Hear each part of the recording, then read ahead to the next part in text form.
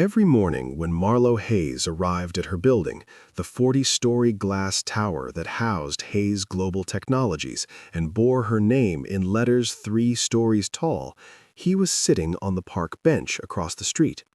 Yellow jacket, faded jeans, a thermos that he nursed throughout the day, a notebook that he wrote in sometimes, stared at other times, and always watching the building entrance.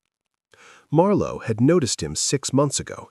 At first, she'd thought he was homeless, not uncommon in this part of the city, but he never asked for money, never approached anyone, just sat and watched. Her security team had flagged him 3 months ago. Potential threat, Miss Hayes. We've documented him for 93 consecutive days. Same bench, same hours, 7 a.m. to 6 p.m. He's watching the building. Has he done anything threatening? Marlowe had asked. No, but the pattern is concerning. We recommend a restraining order. Marlowe had declined. Something about the man didn't read as dangerous. He looked tired, sad, like someone waiting for something that might never come. But after 6 months, the complaints from other tenants were mounting. Someone needed to deal with the man on the bench. And Marlowe, CEO, billionaire, woman who'd built a $5 billion company from her father's failing startup, decided she'd deal with it herself. She crossed the street on a Tuesday morning in March. The man saw her coming, didn't run, didn't stand, just closed his notebook carefully and looked up with eyes that had seen too much. "I'm Marlowe Hayes," she said. "I own this building, and I need to know why you've been watching it for 6 months." The man studied her. He was maybe late 30s, needed a haircut, needed a shave, but his yellow jacket was clean, if worn. His jeans patched, but functional.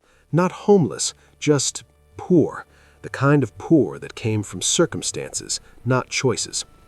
"My name is Silas." His voice was quiet, careful. "Silas Thorne, and I'm not here to cause trouble. I'm watching for someone." "Who?"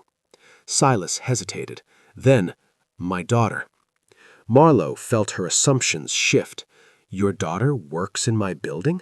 "She's an intern, high school program, 16 years old. Dark hair, usually wears red." His voice cracked slightly. "Her name is Nadia Morrison, and she's the most beautiful thing I've ever seen." "So why don't you just go inside and see her? Why sit out here for 6 months watching from a bench?" Silas looked down at his hands. "Because she doesn't know who I am, and I don't have the right to disrupt her life.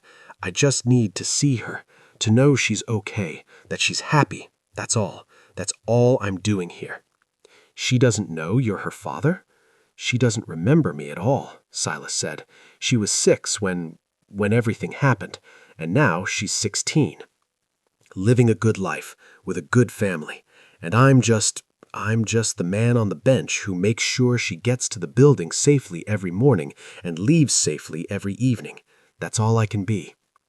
Marlowe looked at this man, this stranger who'd been sitting on a park bench for 6 months just to watch his daughter walk past him, and felt something crack in her chest, something that recognized grief, loss, the kind of love that hurt. "Tell me what happened. Tell me why your daughter doesn't know you." And Silas Thorne, sitting on a park bench across from a building he'd never enter, told Marlowe Hayes the story that would change everything. Subscribe to Becca's Stories for powerful daily narratives about the parents we lose, the children who forget us, and the love that watches from park benches without asking for anything in return. 10 years ago, Silas Thorne had been happy. Married to Elena, father to Nadia, age 6. Living in a small house with a mortgage they could barely afford, but a family that made every struggle worth it. Elena worked as a nurse, Silas as a mechanic. They weren't rich, but they were enough. And then, on a Tuesday in November, everything ended. Silas had been driving Elena to work, Nadia in the back seat, talking about her school play, about how she wanted to be a tree, about how trees were important because they gave oxygen and shade, and she wanted to be important too. Silas remembered laughing, remembered Elena turning to smile at Nadia, remembered the truck running the red light, remembered nothing after that. He'd woken up 8 months later in a hospital, alone, with a doctor telling him that Elena was dead, that he'd been in a coma, that there had been severe head trauma, that they hadn't been sure he'd ever wake up. "Where's Nadia?" Those were Silas's first words. "Where's my daughter?" The social worker had been kind but firm. "Mr. Thorne, you've been in a coma for 8 months. Your daughter needed placement. We tried to locate family. There was no one, so we placed her in foster care. And then a family wanted to adopt her. The Morrisons. Good people, stable, wealthy. They could give her everything. And you were unconscious. We didn't think you'd wake up. The courts approved the adoption 6 months ago. It's final, legal. Nadia is no longer your daughter. She's Nadia Morrison now." Silas had fought, hired a lawyer, the cheapest one he could afford on disability payments, filed motions, demanded visitation, anything. But the courts had been clear. The adoption was legal, complete. Nadia had been with the Morrisons for over a year by the time Silas woke up. She'd bonded with them, called them Mom and Dad. She was thriving, stable, happy. And Silas was a man with brain injury, PTSD from the accident, no job, no home, no support system. The courts decided that disrupting Nadia's life to reintroduce a biological father she barely remembered would be cruel, harmful, not in her best interest. Silas was granted one thing, the right to request contact when Nadia turned 18, if she wanted to meet him, if she chose. 2 more years, 2 years until Nadia could decide for herself if she wanted to know the father who'd lost her. "So I wait," Silas told Marlowe. "I got a job, warehouse work, night shift. I rent a room, and I come here because I found out she's in the internship program at your company, and I just need to see her, to know she's okay. I don't approach her, I don't disrupt her life. I just watch. And every morning when she walks through those doors, and every evening when she leaves, I know she's safe, that she's alive, that she's happy. And that's," his voice broke, "that's enough. It has to be enough." Marlowe looked at the notebook Silas held. "What's in there?" Silas hesitated, then opened it, showed her. Drawings of a little girl, crude but careful. Nadia at 6, the age Silas remembered. Nadia at 7, 8, 9, 10, 11, 12, 13, 14, 15, 16. Imagined versions, best guesses at how she might look, how she might have grown. And letters, pages and pages of letters. "Dear Nadia, today you turned 7. I don't know where you are. I don't know if you remember me, but I remember you. I remember everything, and I want you to know you're loved. Wherever you are, you're so loved. Dear Nadia, I woke up today, 8 months in a coma, and you're gone. And I can't breathe. How do I breathe without you? Dear Nadia, you're 16 today, and I saw you. I saw you walk into the building where you work. You're so tall now, so beautiful. You look like your mother. God, you look just like Elena. I hope you're happy.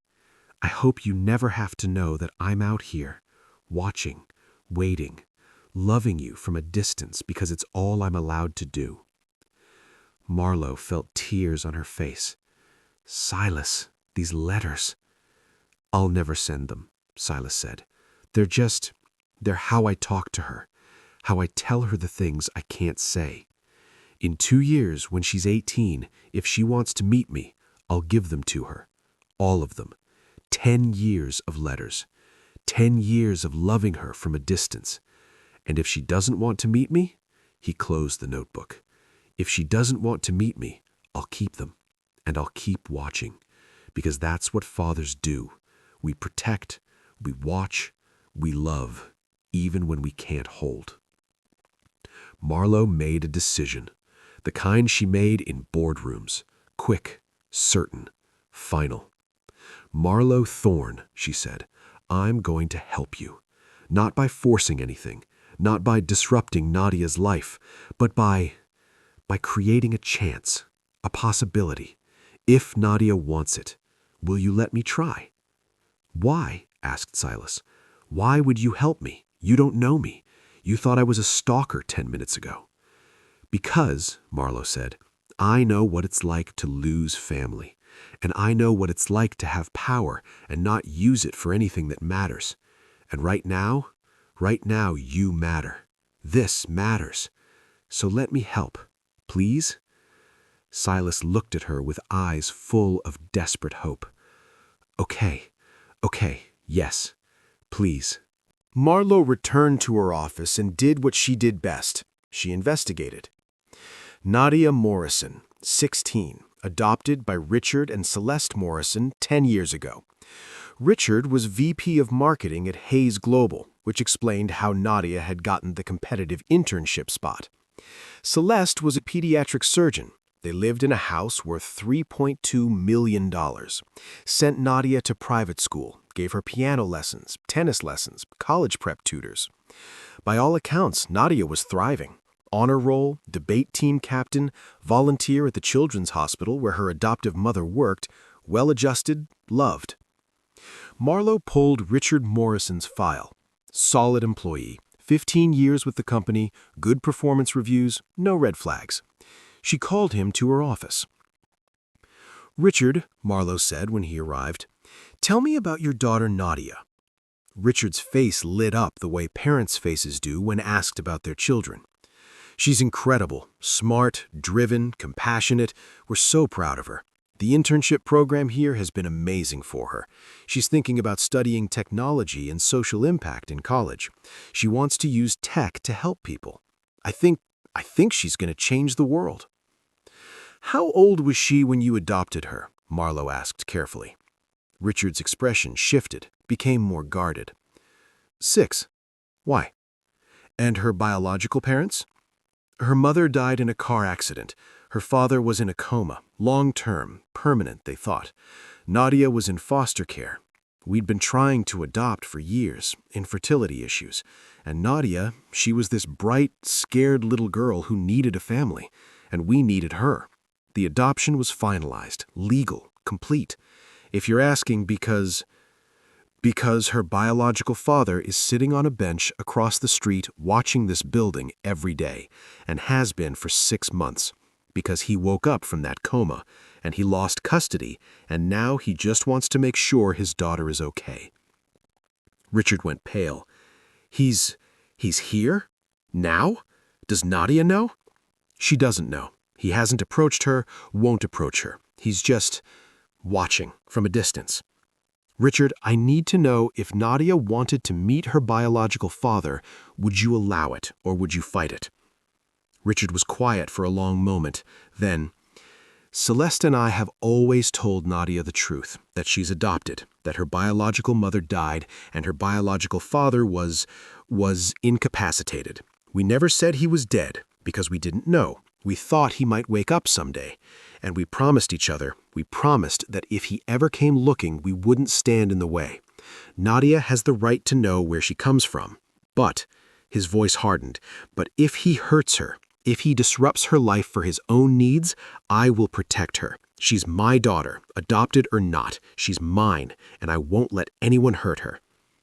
He doesn't want to hurt her. He just wants to know she's happy, and maybe give her the choice when she's ready, if she wants.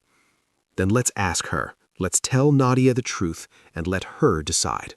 They told Nadia during lunch, in Marlowe's office, with Richard present, and Silas sitting nervously in a chair, holding his notebook like a lifeline. Nadia was beautiful, 16 years old, dark hair like Silas remembered, Elena's eyes, wearing a red cardigan, looking confused and scared. "Nadia," Richard said gently, "this is Marlowe Hayes. She owns the company, and she asked us here because there's someone who wants to meet you, if you're willing." Nadia looked at Silas. "Who are you?" Silas's voice broke. "My name is Silas Thorne, and I'm your biological father, the one who was in the coma, the one who—" He couldn't finish. Silas stared. You're alive? Dad said you were in a coma, that you might never wake up." "I woke up," Silas said, 8 months after the accident. "But by then you'd been adopted, and the court said I couldn't. They said it wasn't in your best interest for me to disrupt your life. So I didn't. I stayed away. But he opened the notebook. "I never stopped loving you. I never stopped thinking about you. Every single day for 10 years, I've thought about you, written to you, drawn pictures of what I thought you might look like. And for the past 6 months, I've sat on that bench across the street, just to see you, to make sure you're okay. That's all. I swear that's all." He showed her the notebook, the drawings, the letters. Nadia took it with shaking hands, started reading, started crying. "You've been here," she whispered, "for 6 months, watching me?" "I didn't want to scare you," Silas said desperately. "I didn't want to disrupt your life. You have a good family, a good life. I just needed to see you, to know you're happy. And you are. You're so happy. And that's everything to me." "Why didn't you come inside?" Nadia asked. "Why didn't you just talk to me?" "Because I don't have the right," Silas said. "You were 6 when the accident happened. You don't remember me. And I'm just the man who lost you, who couldn't protect you, who wasn't there when you needed me. And your parents, your real parents," he gestured to Richard, "they gave you everything I couldn't. So I stayed away. Because that's what you do when you love someone. You let them be happy, even if it means you're not part of that happiness." Nadia looked at Richard. "Dad, did you know about this?" "Not until today," Richard admitted. "But Nadia, if you want to get to know him, we support you. He's your biological father. He loves you. That's clear. And you have the right to decide if you want him in your life. Whatever you choose, we'll support you." Nadia looked back at Silas, at the notebook full of 10 years of love, at the man who'd been sitting on a bench for 6 months just to see her walk past. "I don't remember you," she said. "I've tried, over the years.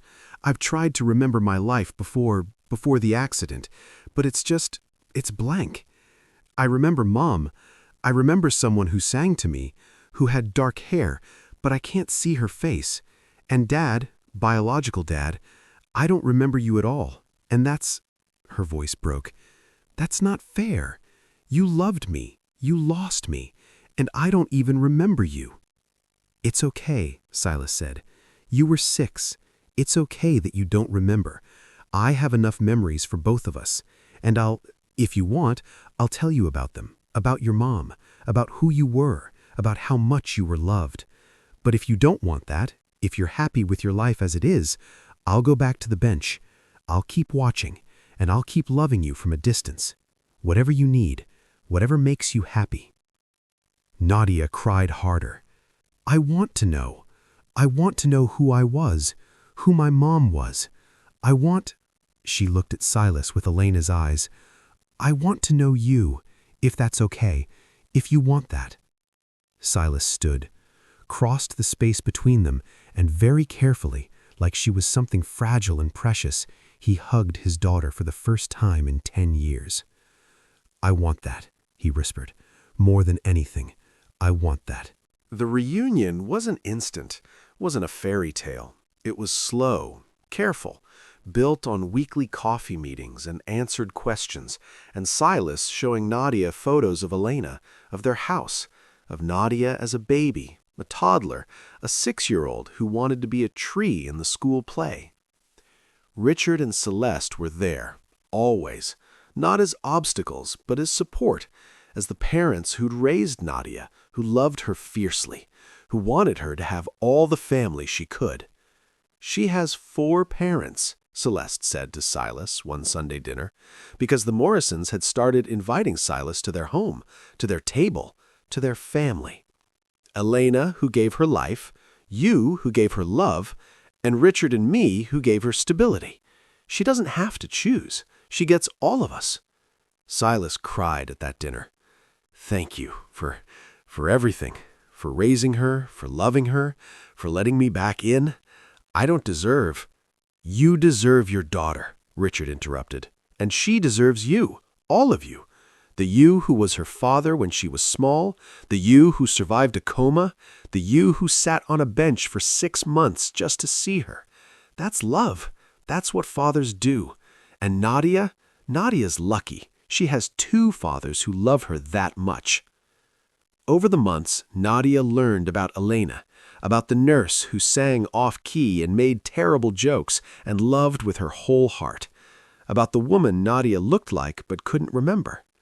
"She would be so proud of you," Silas told Nadia one afternoon in Marlowe's office, because Marlowe had given Silas a job, consulting. Nothing fancy, but enough to pay rent, enough to be stable. "Your mom, she always said you'd be someone special, someone who'd help people. And you are. You're exactly what she knew you'd be." "Do you miss her?" Nadia asked. "Every day," Silas said. "Every single day. But I also see her in you, and that makes the missing less sharp, because she's not gone, not really. She's here, in your eyes, in your laugh, in the way you tilt your head when you're thinking. She's here." "I wish I remembered her," Nadia whispered. "I'll remember for you," Silas promised, "and I'll tell you stories until you feel like you knew her, until she's real for you, okay?" "Okay," Nadia agreed. And slowly, so slowly, Nadia started calling Silas Dad, not to replace Richard, but to add, to expand, to acknowledge that she had 2 fathers, and both deserved the title. 1 year after Marlowe confronted Silas on the bench, they all returned to that spot. Silas, Nadia, Richard, Celeste, and Marlowe. "This is where you sat?" Nadia asked. "For 6 months?" "Every day," Silas confirmed. "Rain, snow, heat, I was here." "Why this bench, specifically?" Nadia asked. "Because from here I can see both entrances. The main one you used in the morning, the side exit you used in the evening. I could see you coming and going. And that was enough." "It's not enough anymore," Nadia said. She looked at her fathers, both of them, at her mother, at Marlowe, who'd made this possible. "I don't want you watching from a bench. I want you at my debate competitions, at my tennis matches, at college tours, at Sunday dinners. I want you in my life, really in it. Is that okay?" "More than okay," Silas whispered. They took a photo, the family that had been broken and rebuilt. Silas in his yellow jacket, Nadia in her red cardigan, Richard and Celeste beside them, and Marlowe, who'd started this by confronting a man on a bench and learned that sometimes the people we judge are the people we most need to help. "Thank you," Silas said to Marlowe afterward, for seeing me, for not just assuming I was a threat, for giving me a chance to know my daughter again. You never stopped loving her. That's what fathers do. You just needed someone to believe in that love. I'm glad I could be that person." "Why did you?" Silas asked. "Why did you care? You could have just called security, had me removed, but you didn't. Why?" Marlowe thought about this, about her own father, who died when she was 25, who'd left her a failing company and a trust fund and expectations she'd spent 20 years trying to meet, who she'd loved but never really known. "Because I know what it's like to lose family, and I know what it's like to have power and not use it for anything that matters. And you mattered. This mattered, so I helped. Because that's what we're supposed to do with power. Use it to give people chances, to build families, to make sure that love, real love, the kind that sits on benches for 6 months, doesn't go unnoticed." Nadia hugged Marlowe. "Thank you for giving me my dad back." "You're welcome," Marlowe said. "But I didn't give him back. He never left. He was always here." always watching, always loving. I just helped you see each other. Silas no longer sat on the bench across from Hayes Global Technologies, but sometimes, on quiet mornings, he'd stop there, sit for a moment, remember the 6 months he'd spent watching, waiting, hoping. Nadia was 19 now, a freshman at MIT, studying technology and social impact. She came home for holidays, spent time with both families, called Silas every Sunday, sent him photos of her dorm room, her friends, her life. And once a month, she came to the bench with him. They'd sit together, and Silas would tell her stories about Elena, about Nadia as a little girl, about the life they'd had before the accident took it all away. "Do you ever regret it?" Nadia asked one Sunday morning, sitting here, watching instead of approaching. "Never," Silas said, "because approaching would have been about what I needed, what I wanted. But watching was about making sure you were okay, that you were happy, that you had the life you deserved. And you did. You do. So no, I don't regret it. I'd sit on this bench for 100 years if it meant you got to be happy." "I love you, Dad," Nadia said. To Silas, who'd sat on a bench for 6 months, who'd written letters for 10 years, who'd lost everything and found a way to keep loving anyway. "I love you too, baby girl," Silas whispered. "I always have. I always will." They sat together on the bench where everything had changed, where a man's silent love had been seen, where a billionaire CEO had learned that sometimes the most important thing you can do with power is give someone a chance to be known. And across the street, in the 40-story building that bore her name, Marlowe Hayes looked out her office window at the father and daughter sitting together, and she smiled. Because this was what power was for. Not building empires, but building families, giving chances, seeing the people everyone else walked past. That was legacy, real legacy. And it started with a man on a bench, watching, waiting, loving. If this story touched your soul, you've experienced the power of Becca's stories. Subscribe for powerful daily narratives about the parents who watch from benches, the daughters who forgot but learned to remember, the billionaires who use power to give chances instead of judgments, and the love that waits without asking for anything in return. Comment below, what would you watch for if you lost everything? Who would you sit on a bench for? Our mission is to inspire your life and brighten your day through powerful narratives of transformation and human resilience.